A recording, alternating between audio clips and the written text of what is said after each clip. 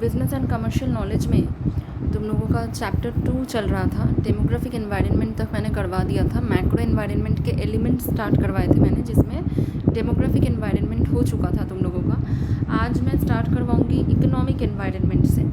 देखो, जिस तरीके से डेमोग्राफिक एनवायरनमेंट का मतलब है कि तुम जिस एनवायरनमेंट में बिजनेस चला रही हो उस एनवायरनमेंट में पॉपुलेशन के क्या कैरेक्टरिस्टिक्स है, किस एज ग्रुप के लोग रहते हैं, किस इनकम ग्रुप के लोग रहते हैं, ये सब हो गया डेमोग्राफिक एनवायरनमेंट का पार्ट। ठीक है, अब क्या है इकोनॉमिक एनवायरनमेंट। इकोनॉमिक एनवायरनमेंट का क्या मतलब है? मतलब जिस एनवायरनमेंट में तुम अपना बिजनेस चला रहे हो उस एनवायरनमेंट का इकोनॉमिक कंडीशन क्या है।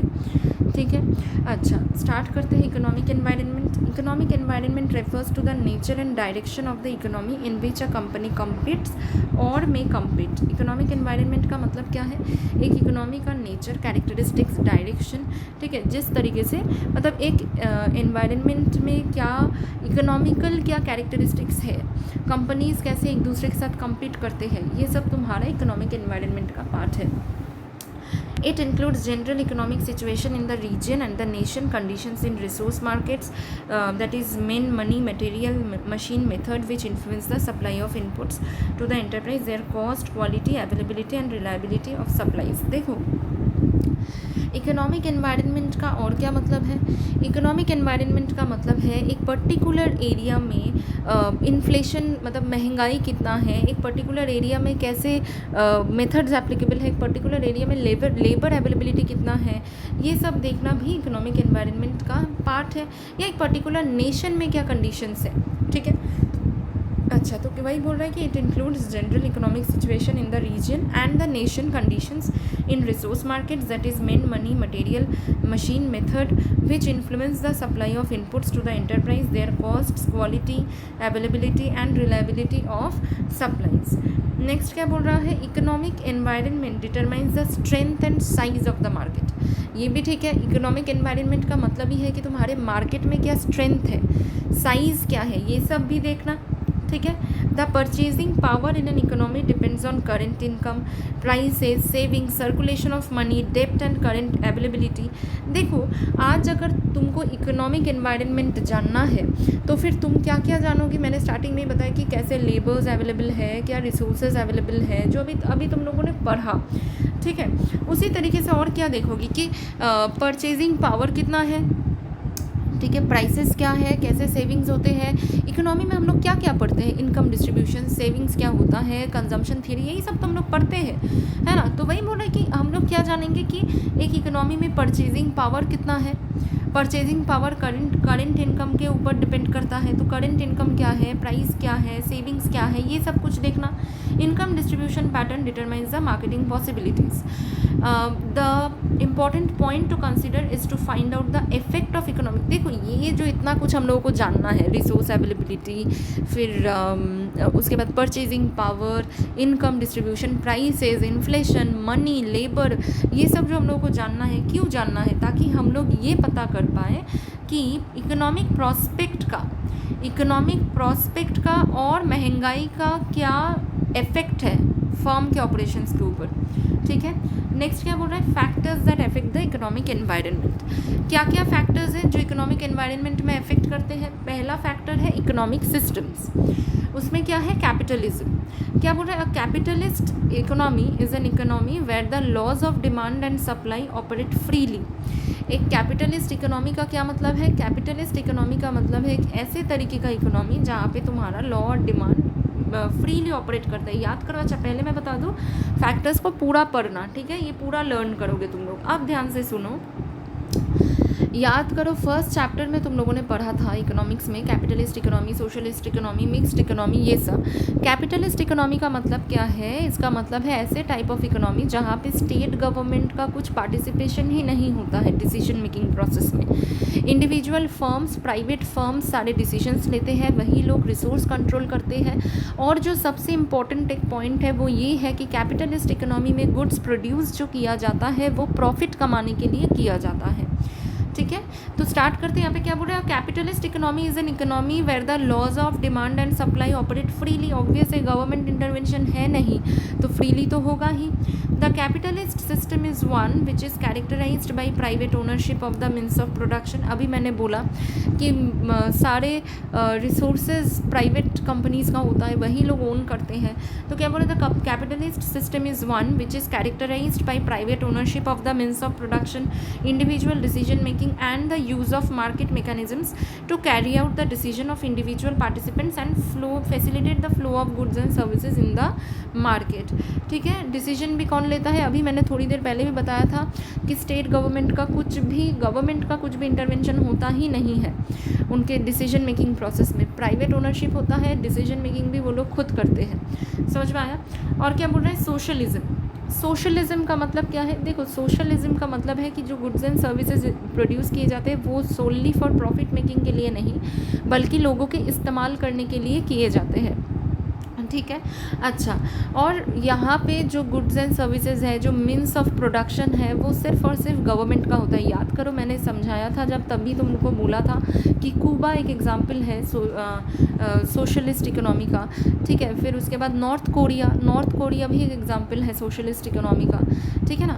अच्छा, तो क्या बोल रहा है, socialism is generally understood as an economic system where the means of production are either owned or controlled by the state and where the resource allocation, investment pattern, consumption, income distribution etcetera directed and regulated by the state. यहाँ पे private कुछ होता ही नहीं है, सब state decide करके देता है। ठीक है, अच्छा, फिर क्या है, मिक्स्ड इकोनॉमी, जैसे हमारे इंडिया का मिक्स्ड इकोनॉमी। क्या बोल रहा है, mixed economy is the outcome of compromise between two diametrically opposing schools of thought.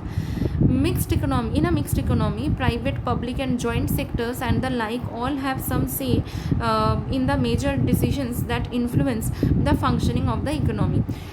Mixed economy में क्या है, हमारे इंडिया में क्या है, क्या सिर्फ स्टेट के ऊपर, सिर्फ स्टेट के हाथ में रिसोर्सेज है, क्या सिर्फ स्टेट सारा डिसीजन लेता है, नहीं। क्या सिर्फ गवर्नमेंट सारा डिसीजन लेता है, नहीं। या फिर क्या सिर्फ प्राइवेट ओनर्स, प्राइवेट बिजनेसमैन सारे डिसीजंस लेते, नहीं। यहाँ पे क्या है, हम लोगों के इंडिया में भी प्राइवेट भी है, पब्लिक भी है, जॉइंट सेक्टर्स भी है। तो क्या बोल रहा है, in a mixed economy private, public and joint sectors and the like all have some say in the major decisions that influence the functioning of the economy. सभी का इक्वल कंट्रीब्यूशन है। ठीक है, सभी का कुछ ना कुछ राइट है in major decisions that influence the functioning of the economy. These are followed by the four important economic roles played by the government in a mixed economy। क्या क्या रोल है जो गवर्नमेंट प्ले करते हैं, regularity role, promotional role, entrepreneurial role और क्या है, planning role. ठीक है, फिर क्या बोल रहे हैं, इकोनॉमिक कंडीशंस और फैक्टर्स। यहाँ पे क्या है, the economic conditions of a nation refer to a set of economic factors that have great influence on business organisations and their operations. क्या बोल रहे हैं, जो इकोनॉमिक कंडीशंस है एक नेशन का, इसका क्या मतलब होता है, इकोनॉमिक कंडीशन का मतलब ही है इकोनॉमिक फैक्टर्स। ठीक है, इकोनॉमिक फैक्टर्स जिनका तुम्हारे बिजनेस ऑर्गेनाइजेशन के ऊपर, बिजनेस फंक्शनिंग के ऊपर ग्रेटर इन्फ्लुएंस है। इकोनॉमिक कंडीशन का मतलब ऐसे इकोनॉमिक फैक्टर्स जिनका तुम्हारे बिजनेस ऑर्गेनाइजेशन के ऊपर, बिजनेस फंक्शंस के ऊपर बहुत ज़्यादा इफेक्ट होता है। तो क्या बोल रहे थे, economic conditions of a nation refer to a set of economic factors that have great influence on business organisations and their operations. These include gross domestic product, per capita income, markets for goods and services, availability of capital, foreign exchange reserve, growth of foreign trade। in short, economic condition, क्या GDP है, क्या per capita income है, markets, goods and services के markets कैसे हैं, market condition क्या है, क्या रिसोर्स अवेलेबिलिटी है। इन शॉर्ट सारे इकोनॉमिक कंडीशंस। समझ में आया, क्या रेट ऑफ इन्फ्लेशन है, क्या अनएम्प्लॉयमेंट रेट है, ये सब कुछ, ये सब सोचो। इन्फ्लेशन रेट का भी तुम्हारे बिजनेस ऑर्गेनाइजेशन के ऊपर इफेक्ट होता है। फिर उसके बाद अवेलेबिलिटी ऑफ रिसोर्स का भी तुम्हारे बिजनेस ऑर्गेनाइजेशन के ऊपर इफेक्ट होता है ना। फिर क्या बोल रहा है, इकोनॉमिक पॉलिसीज़। अच्छा, ये सब हम लोग क्या पढ़ रहे हैं, ये सब हम लोग पढ़ रहे हैं इकोनॉमिक एनवायरनमेंट के फैक्टर्स। ठीक है, अच्छा, तो पहला फैक्टर हम लोगों ने अभी पढ़ा इकोनॉमिक सिस्टम्स, जिसमें 3 सिस्टम्स होते हैं। पहला है कैपिटलिज्म, दूसरा है सोशलिज्म और नेक्स्ट है मिक्स्ड इकोनॉमी। फिर हम लोगों ने क्या पढ़ा, इकोनॉमिक कंडीशंस और फैक्टर्स, मतलब ऐसे कुछ एलिमेंट्स जिनका तुम्हारे बिजनेस के ऊपर बहुत ज़्यादा इफेक्ट होता है, बिजनेस ऑर्गेनाइजेशंस के ऊपर, बिजनेस ऑपरेशंस के ऊपर। ठीक है, अब हम लोग पढ़ेंगे इकोनॉमिक पॉलिसीज़। कौन से ऐसे इकोनॉमिक पॉलिसीज़ है जिनका तुम्हारे बिजनेस ऑर्गेनाइजेशन के ऊपर इफेक्ट होता है। क्या है, क्या बोल रहा है देखो, the economic conditions of a nation refer to a set of economic factors that have great influence on business organisations and their operations. क्या बोल रहा है, इकोनॉमिक कंडीशंस, अच्छा सॉरी ये मैं फिर से रिपीट कर रही हूँ, एक्सट्रीमली सॉरी। अच्छा ये तो हो चुका है। नेक्स्ट क्या है, economic policies. All business activities and operations are directly influenced by the economic policies framed by the government from time to time. देखो, इकोनॉमिक पॉलिसीज़ मैं तुम हम लोग नहीं फॉर्म करते, इकोनॉमिक पॉलिसीज़ गवर्नमेंट फॉर्म करते हैं। मॉनिटरी पॉलिसीज़ होते हैं, फिजिकल पॉलिसीज़ होते हैं, ठीक है, ऐसे कई सारे पॉलिसीज़ हैं जो गवर्नमेंट फॉर्म करते हैं। इकोनॉमिक पॉलिसीज़ इकोनॉमी को सही से रन करने के लिए, ठीक है ना। तो ये इकोनॉमिक पॉलिसीज़ भी एज अ बिजनेस ऑर्गेनाइजेशन तुम लोगों को कंसिडर करना पड़ेगा, ठीक है ना, नहीं तो फिर तुम लोग बिजनेस कैसे चला पाओगे।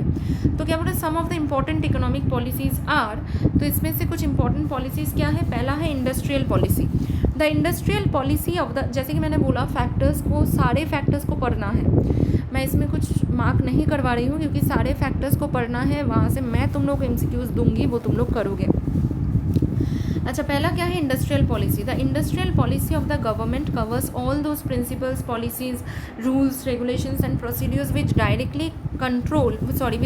And control the industrial enterprises of the country and shape the pattern of industrial development. देखो, इंडस्ट्रियल पॉलिसी का मतलब क्या, ये तो सुन के ही समझ में आ रहा है कि ऐसे कुछ पॉलिसीज़, ऐसे कुछ रूल्स, रेगुलेशंस, प्रोसीड्यूर्स जो कि तुम्हारे इंडस्ट्रीज़ को, ठीक है, एक पर्टिकुलर कंट्री के इंडस्ट्रियल एंटरप्राइजेस को कंट्रोल करे, डायरेक्ट करे, ठीक है। अच्छा, तो वही बोल रहा था, industrial policy of the government covers all those principles, policies, rules, regulations and procedures which direct and control the industrial enterprises of the country and shape the pattern of the industrial policy. Next क्या है, fiscal policy. Fiscal policy का मतलब क्या है, ये कुछ ऐसे policies है जो कि गवर्नमेंट टैक्सेशन पॉलिसीज़ वगैरह जो बनाते हैं ना, वो सब फिस्कल पॉलिसीज़ के पार्ट है। तो क्या बोले, it includes government policy in respect of public expenditure, taxation and public डेब्ट।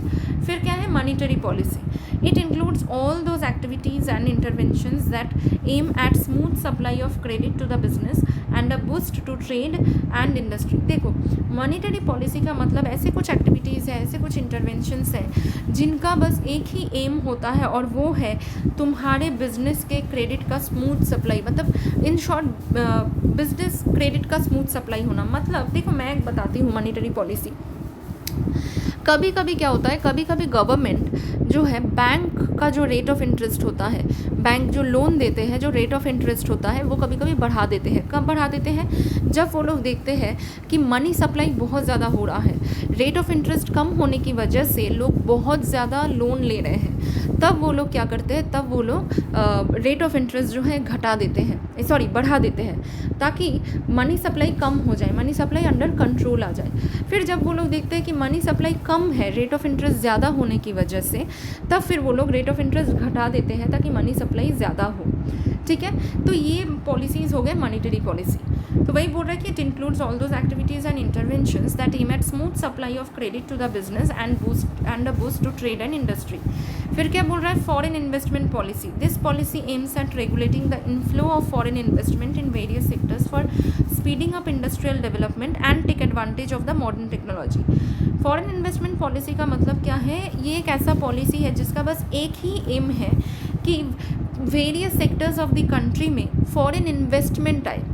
समझ में आया, फॉरेन इन्वेस्टमेंट ताकि ज़्यादा से ज़्यादा आए वेरियस सेक्टर्स में, इसीलिए ये पॉलिसी बनाया जाता है, ठीक है। क्यों, ताकि इंडस्ट्रियल, देखो फॉरेन इन्वेस्टमेंट आने से क्या फ़ायदा कंट्री का, इससे क्या होगा, इंडस्ट्रियल डेवलपमेंट आएंगे, मॉडर्न टेक्नोलॉजी अडेप्ट कर पाएंगे। समझ में आया, तो वही बोला, this policy aims at regulating the inflow of foreign investment in various sectors for speeding up industrial development and take advantage of the modern technology. फिर क्या है, एक्सपोर्ट इम्पोर्ट पॉलिसी, ठीक है, जिसको शॉर्ट में एक्जिम पॉलिसी भी बोला जाता है। It aims at increasing exports and breach the gap between export and import. Export import policy क्यों बनाया जाता है, ताकि एक्सपोर्ट्स बढ़े और एक्सपोर्ट और इम्पोर्ट के बीच में जो गैप है वो घटे। Through this policy the government announces various duties और levies. The focus nowadays lies on removing barriers and controls and lowering the custom duties. अभी मेनली एक्सपोर्ट इम्पोर्ट पॉलिसीज़ क्यों बनाए जाते हैं? पहला तो ये कि ताकि एक्सपोर्ट और इम्पोर्ट के बीच का गैप जो है वो क्लोज हो जाए, ठीक है। और क्या है कि गवर्नमेंट बहुत सारे टैक्सेस लिवाई करते हैं एक्सपोर्ट इम्पोर्ट पॉलिसी के थ्रू। और क्या है, आजकल तो फोकस बस इतना ही है कि बैरियर्स जो है वो रिमूव हो जाए और कस्टम ड्यूटीज़ थोड़े कम हो जाए। तो ये था तुम्हारा इकोनॉमिक एनवायरनमेंट, ठीक है। अब हम लोग क्या पढ़ेंगे? Political legal environment. This is partly general to all similar enterprises and partly specific to an individual enterprise. देखो, कुछ इंडस्ट्रीज़ के लिए तो जनरल होते हैं, कुछ पॉलिसीज़, कुछ पॉलिटिकल लीगल एनवायरनमेंट ऐसे होते हैं, या कुछ पॉलिटिकल चीज़ें, लीगल चीज़ें ऐसी होती है जो कि सारे इंटरप्राइजेस के लिए जनरल है, मतलब सभी के ऊपर एप्लीकेबल है। और कुछ ऐसे होते हैं जो कि एक पर्टिकुलर सेक्टर के ऊपर एप्लीकेबल है, बाकियों के ऊपर नहीं। It includes such factors as the general state of political development, degree of politicisation, politicization of business and economic issues, the level of political morality, the law and order situation, the political stability, political ideology and practices of the ruling party, purposefulness and efficiency of governmental agencies, extent and nature of governmental intervention in the economy and the industry। देखो, political legal environment का मतलब क्या है? बहुत simple. Political legal environment का मतलब यही है कि तुम्हारा जो एनवायरनमेंट है वहाँ पे रूलिंग पार्टी के क्या पॉलिसीज़ है, रूलिंग पार्टी के क्या रूल्स एंड रेगुलेशंस है, क्या लॉ है, क्या उनके पॉलिटिकल आइडियोलॉजी है, ठीक है। फिर उसके बाद इकोनॉमिक इश्यूज़ क्या है वहाँ पे, फिर उसके बाद क्या है कि जो वेरियस गवर्नमेंट एजेंसीज़ हैं उनके क्या एफिशिएंसीज़ है, कितना ज़्यादा गवर्नमेंट इंटरवेंशन है एक पर्टिकुलर इंडस्ट्री में, गवर्नमेंट पॉलिसीज़ क्या है। Political legal means he government को लेके हम लोग देखेंगे, लॉज को देखेंगे, क्या गवर्नमेंट पॉलिसीज़ है, ठीक है ना। फिर उसके बाद और क्या देखेंगे, क्या नए नए लीगल रूल्स आए हैं जो कि इंडस्ट्री के ऊपर एप्लीकेबल हो सकता है, क्या नए नए प्रोसीड्यूर्स आए हैं, ठीक है। तो वही यहाँ पे बोल रहा है कि it includes such factors as the general state of political development, degree of politicization of business and economic issues, the level of political morality, the law and order situation, political stability, political ideology and practices of the ruling party, the purposefulness and efficiency of governmental agencies, the extent and nature of governmental intervention in the economy and industry, government policies, specific legal enactments and framework in which the enterprise has to function, and the degree of effectiveness with which they are implemented, public attitude towards business in general and the enterprise in particular, and so on। There are three important elements in political legal environment। देखो, political legal environment जैसे ही आता है यहाँ पे, ऐसे ही हम लोगों को भी मालूम है कि दो तो ऐसा ही होगा, पॉलिटिकल और लीगल। और इतना ज़्यादा गवर्नमेंट है, इसका मतलब इसका एक और एलिमेंट भी है, वो क्या है? गवर्नमेंट, ठीक है। तो क्या बोल रहा है? तीन एलिमेंट्स में सबसे पहला क्या है? Government. Business is highly guided and controlled. अच्छा, थ्री एलिमेंट्स तुम लोग पढ़ लेना, गवर्नमेंट, लीगल, पॉलिटिकल। पहला क्या है? Government. Business is highly guided and controlled by government policies, hence the type of government running a country is a powerful influence on a business, है ना। ऑब्वियस है, बिजनेस गवर्नमेंट, आज हम लोगों का मिक्स्ड इकोनॉमी है, इसमें गवर्नमेंट इंटरवेंशन होता ही है। तो बिजनेस जो है business is highly guided and controlled by government policies, hence the type of government running a country is a powerful influence on a business।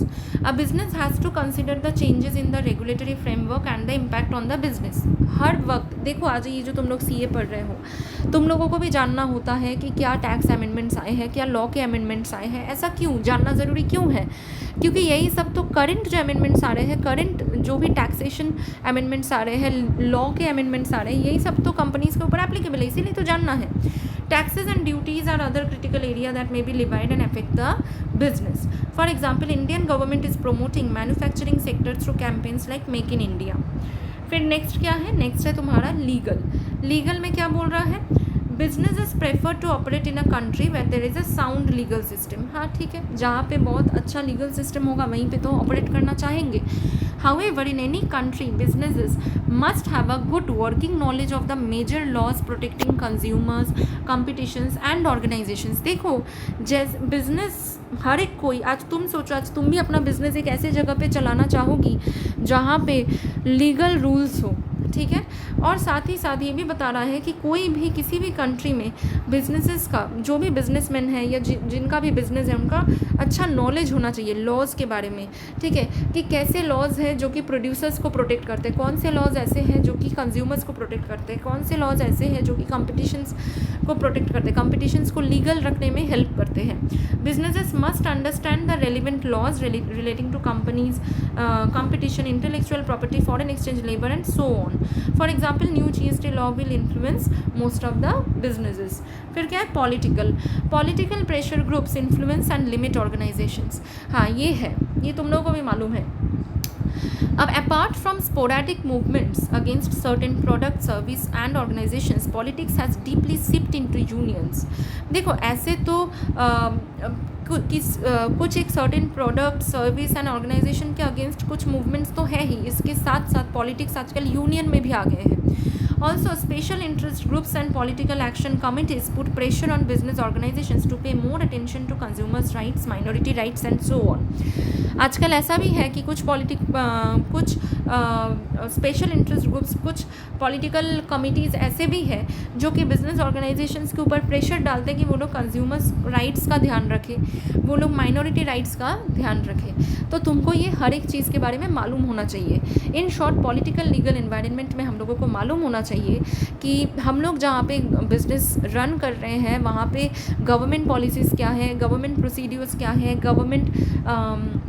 Government के क्या क्या तरीके हो सकते हैं, ठीक है ना। फिर उसके बाद हम लोग को ये भी जानना ज़रूरी है कि क्या नए लॉज आए हैं, क्या रूल्स आए हैं। फिर ये भी जानना ज़रूरी है कि कौन सा पॉलिटिकल पार्टी है, उनका क्या वांट है, वो लोग क्या चाहते हैं। वो लोग जैसे कि कुछ अभी मैंने बोला, कुछ कमिटीज़ ऐसे हैं कंज्यूमर्स इंटरेस्ट को ध्यान में रखते हैं, बहुत माइनॉरिटी इंटरेस्ट को बहुत ज़्यादा ध्यान में रखते हैं। तो इन्हीं सबको फॉलो करके हम लोगों को बिज़नेस चलाना पड़ता है, ठीक है। अच्छा, इसके बाद नेक्स्ट क्या है, नेक्स्ट है सोशियो कल्चरल एनवायरनमेंट, ठीक है। अच्छा, सोशियो कल्चरल एनवायरनमेंट क्या है? देखो, सोशियो कल्चरल एनवायरनमेंट का मतलब है कि तुम जिस एनवायरनमेंट में काम कर रही हो वहाँ के वैल्यूज़, बिलीव्स क्या है, वहाँ पे ट्रेडिशंस क्या है, ये इन सब को ध्यान में रखना, ठीक है। अच्छा, तो क्या बोल रहे हैं, this is to a general factor which influences almost all enterprises in a similar manner. It represents a complex of factors such as social traditions, values, beliefs, level and standards of literacy and education, ethical standards and state of society, extent of social stratification, conflict and cohesiveness and so forth. In short, cultural values, beliefs, फिर society norms, इन सब को ध्यान में रखना, ठीक है। Socio cultural environment पे हम लोग ये सब देखते हैं कि जिस सोसाइटी में हम लोग बिज़नेस चला रहे हैं उस सोसाइटी के क्या वैल्यूज़ हैं, क्या बिलीव्स है, कितने ज़्यादा एजुकेटेड है, क्योंकि जितने ज़्यादा एजुकेटेड होंगे उतने रिलीजियस बैरियर्स कम होते जाएंगे, ठीक है। अच्छा, तो वही बोल रहा है, socio cultural environment consist of factors related to human relationships and the impact of social attitudes and cultural values which has a bearing on the operations of the organisation. The values, beliefs and norms of a society determine how individuals and organisations should be inter related. ये तो values ही होते हैं, beliefs ही होते हैं, societal norms ही होते हैं जो कि ये डिटरमाइन करके देता है कि इंडिविजुअल्स एंड ऑर्गेनाइजेशंस जो है वो इंटर रिलेटेड है। और ऑर्गेनाइजेशन को आज जो भी कुछ मिल रहा है सोसाइटी से मिल रहा है, आज ऑर्गेनाइजेशन सोसाइटी को छोड़ के कोई काम नहीं कर सकता है, सोसाइटी को भी ध्यान में रखना पड़ेगा, ठीक है। The core beliefs of a particular society tend to be persistent. It is difficult for a business to change these core values which becomes a determinant of its functioning. कुछ कोर बिलीव्स होते हैं जिनको तुम बदल ही नहीं सकते हो। तो वो कोर बिलीव्स क्या है, कैसे, किस चीज़ को एक जिस सोसाइटी में तुम बिज़नेस चला रही हो, किस चीज़ को वो लोग किस चीज़ से ऑफेंडेड होंगे, कौन सा चीज़ वो लोग प्रेफर करेंगे, उनके क्या वैल्यूज़ हैं, उनके क्या बिलीव्स हैं, ये सब जानना तो ज़रूरी है। समझ में आया? अच्छा, जैसे मैं एक एग्जांपल बता रही हूँ, जैसे किसी भी हिंदू कॉलोनी में तुम लोग नहीं देखोगे कि बीफ बिकता है। बीफ आज हर जगह पे नहीं बिकता है, समझ में आया? इसी तरीके से ऐसे ही वैल्यूज़, बिलीव्स को देखना, ठीक है ना, ऐसे ही वैल्यूज़, बिलीव्स को देख के फिर बिज़नेस रन करना, ये भी बिजनेसमैन का काम होता है। क्लियर हुआ? अच्छा, फिर उसके बाद क्या है, some of the important factors and influences operating in the socio cultural environment. क्या क्या ऐसे फैक्टर्स हैं, इन्फ्लुएंसेस हैं जो कि सोशियो कल्चरल एनवायरनमेंट में ऑपरेट होते हैं। Social concern such as the role of business in society, environmental pollution, corruption, use of mass media and consumerism. देखो, एनवायरनमेंट पोल्यूशन तो नहीं हो रहा है, बिजनेस का सोसाइटी के ऊपर क्या रोल है, कहीं सिर्फ बिजनेस प्रॉफिट ही तो नहीं कमा रहा है। सो ऐसा तो नहीं है कि बिजनेस सोसाइटी को कंसीडर ही नहीं कर रहा है, बस प्रॉफिट ही प्रॉफिट कमाए जा रहा है। ठीक है, फिर क्या है, social attitudes and values such as expectations of society from business. अभी मैंने तुमको बोला कि सोसाइटी के खुद के कुछ एक्सपेक्टेशंस होते हैं, कुछ बिलीव्स होते हैं, कुछ वैल्यूज़ होते हैं जो वो लोग छोड़ना नहीं चाहते, कुछ कोर वैल्यूज़ एंड बिलीव्स होते हैं जिनको बदलना मुश्किल है। अभी मैंने जैसे एक एग्जांपल तुम लोगों को बताया कि वैल्यूज़ बिलीव्स को कंसीडर करके ही कुछ बिजनेस जो है किया जाता है।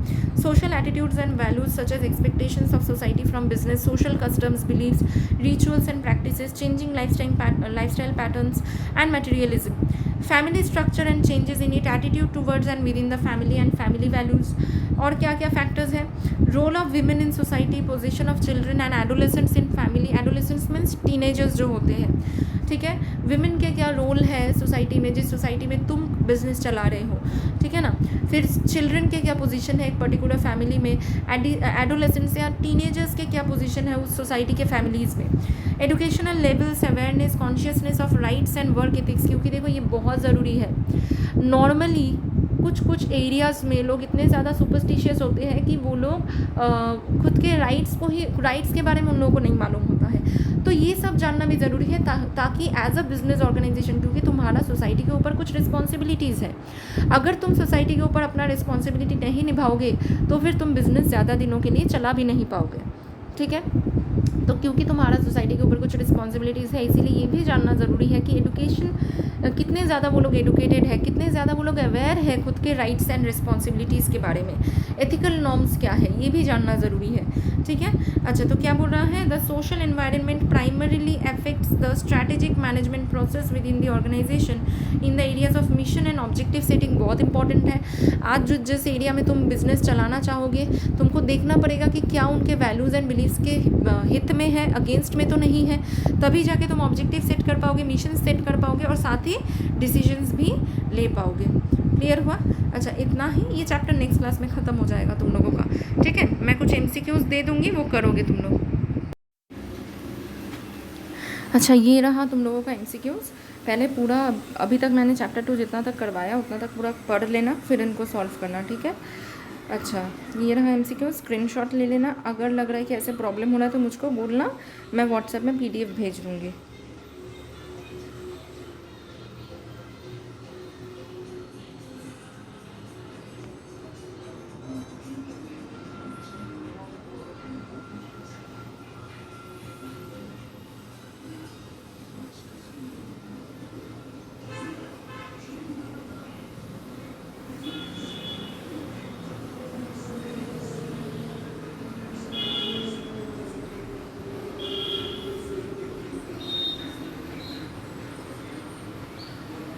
यहाँ तक, ठीक है।